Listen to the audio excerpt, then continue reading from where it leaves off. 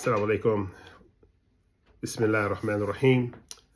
This is Imam Makram, el-amin, and I am responding to the question of how I think the Islamic science of Tasawwuf and Tazkiya is relevant in any leadership role in the Muslim community.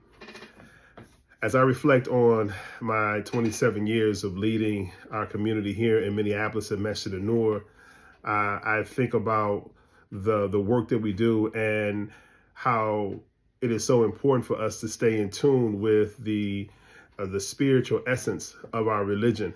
We can get caught up in the work of serving others, also sometimes the accolades and things that come with leadership that is inherent to leadership. And this can cloud our judgment over the course of time. I know this from firsthand experience and how having to reset and get back, to the essence, and I would say the authenticity of what leadership really means to us in Islam.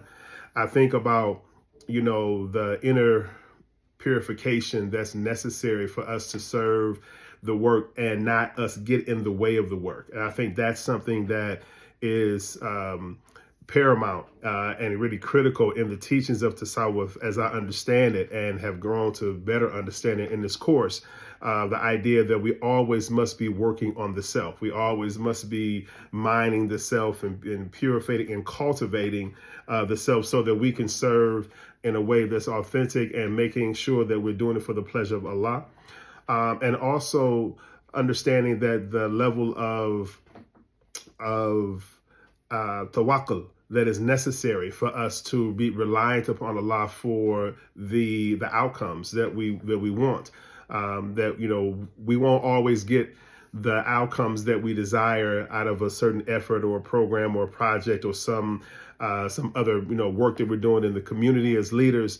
But really, that's not really what our charge is. Our charge is to be prepared. Our charge is to have good intentions. Our charge is to, plan and organize and execute to the best of our ability and to trust in Allah subhanahu wa ta'ala and not come to an idea to where this is about us and what we can do. Because if we're honest about it, if we're really sincere about it, that anytime we rely solely upon ourselves, the outcomes of what I can physically do with my own self, then as soon as I begin to rely upon that, I've already lost. I've already lost the game. I've lost the battle.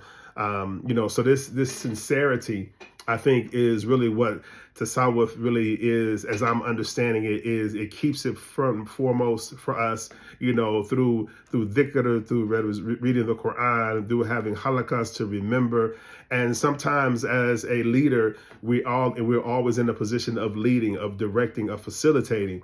And I have found it very, very important for me just to be on the recipient end, on the receiving end of these practices as well. So I can let loose of the facilitator's role, of the leader role, and I can just be a Muslim. I can just be a follower of Muhammad sallallahu alaihi wasallam, a student of the Quran, etc., and allow it to pour over me, pour into me as a leader. So I think that's just critically important. We see that there is many challenges facing Muslims and Muslim leaders in particular. And I can't help but to believe that a lot of it is us losing our connection to Allah subhanahu wa ta'ala and to the essence of what the work should actually be. So I think it's so critical. I think it is very critical. I think there's problems and things that we're going to encounter in this work that is too big for us alone. It's too big for that.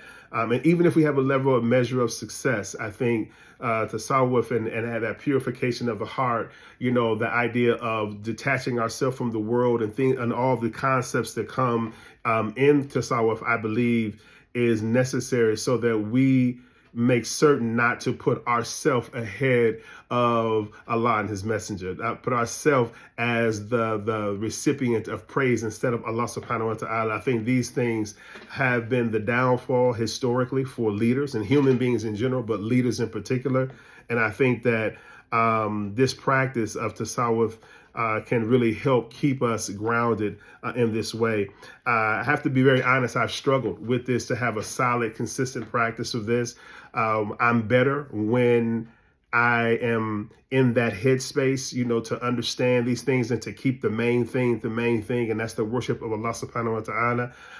But I will name the struggle that happens in the course of time and how easy it is to get away from it. But I'm registering now in this moment the necessary need for me to continue to cultivate this and have a support system that really nurtures this in me as well. So I think to answer the question is critical. I think that we cannot be successful without it. And I pray to Allah subhanahu wa ta'ala that he guide us always and forgive us our sins and our shortcomings. Ameen.